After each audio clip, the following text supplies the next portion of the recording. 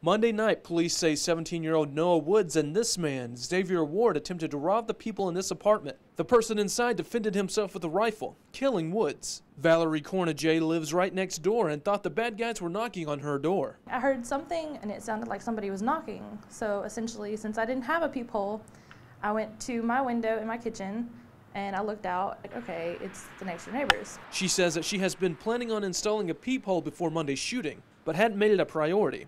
But after Monday, it jumped to the top of her to-do list. I just like to see who's coming into my apartment before I even open the door. Police say because the robbers picked the apartment randomly, it's vital to be careful before you open the door when someone knocks. I recommend that you go to the door with a phone in hand just in case you need to call 911. Officer Stiles says if someone knocks on your door, you should make sure you know who it is, whether it be looking through a peephole or looking through the window. If you don't have a peephole or a window that you can peek through, then ask who it is. If you don't recognize the voice, do not answer the door. And no matter how safe you think your neighborhood is, always keep your doors locked. In Longview, I'm Kevin Boyce, KYTX CBS 19 News.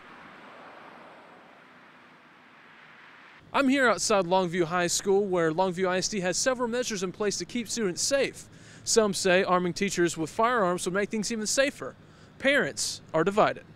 A school in Harold, Texas already allows teachers to carry guns. But Harold doesn't have law enforcement any closer than 30 minutes away. Longview father of 4 Alan Webb would be frightened to send his children to school where the teachers are packing heat. It would be hard. I had to, state my issues about how the concerns of my children and other children around. Longview police spokesperson Deborah Stiles says it takes extensive training to become proficient enough for anyone to carry a firearm. And it comes with major responsibility. You have to know that you are responsible for anything that comes out of that gun. So if you shoot, you're responsible till that bullet stops. Grandmother Jenna Marksberry worries if you put guns in an untrained person's hands, you actually increase danger. Unless they've been really trained or been around them, that can really handle them proper and could get themselves in more trouble. And this father isn't confident that every educator is the right kind of person to carry a gun. Say, for instance, they may have a bad day and they can take the anger out on anybody. We are still waiting on a comment from Longview superintendent, but I spoke to a teacher today who would like to remain anonymous, and she said that she likes the idea of having more authorized personnel carry guns, just not teachers. In Longview, I'm Kevin Boyce, KYTX CBS 19 News.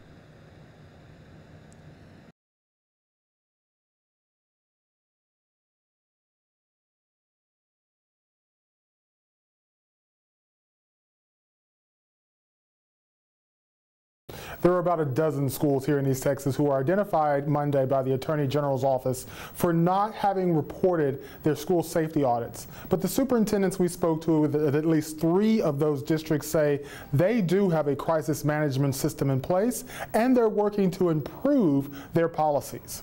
On Monday, Texas Attorney General Greg Abbott identified 78 school districts that had not reported their safety plans and updates to the Texas School Safety Center in Austin.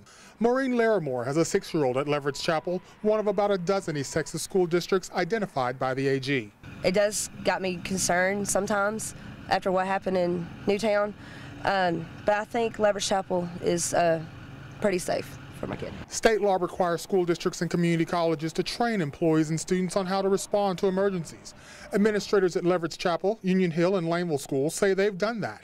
They also say they lock their doors during school hours and have one access point, and visitors sign in and out. Even though that was mentioned on the news, our superintendent neglected to submit that in, but we do have a security plan in place. The superintendents we talked to both here at Leverett Chapel and at other East Texas districts say they've been on the phone this morning with members of the Attorney General's office trying to get this whole issue squared away. Each of them says that they have a safety audit plan in place. It's just a matter of the reporting. We are confident as a school district that with the plan in place that we can handle anything that may arise. The superintendent at Leverett Chapel said Monday's announcement from the AG's office makes her school district vulnerable. A spokesman for the AG's office said the real vulnerability comes when schools are not prepared for crises, and that not reporting safety audits is not an option. As for Larimore?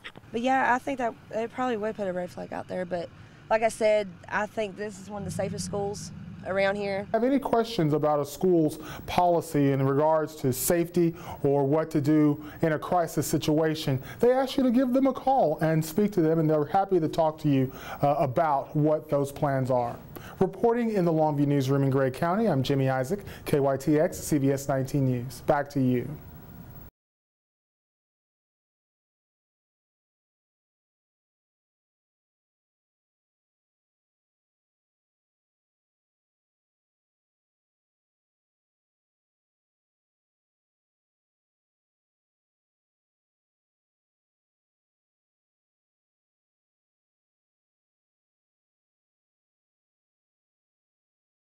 Noah Wood was pronounced dead on the scene. Investigation is still ongoing, and at this time we're trying to determine what led up to the shooting.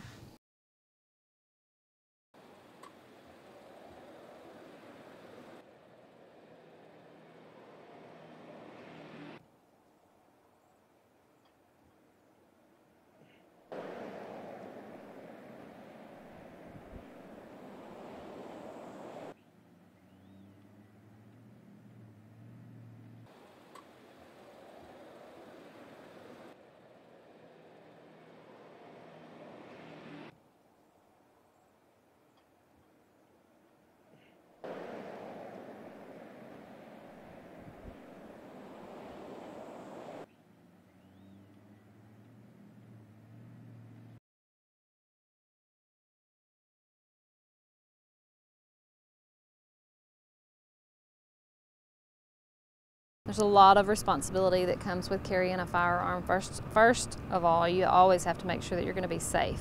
However you carry your weapon, wherever you carry your weapon.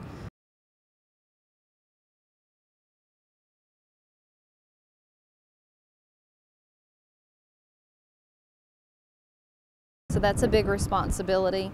You have to keep your weapon clean. You have to make sure it's out of the reach of children so that nobody else could get harmed with it, and you have to protect it.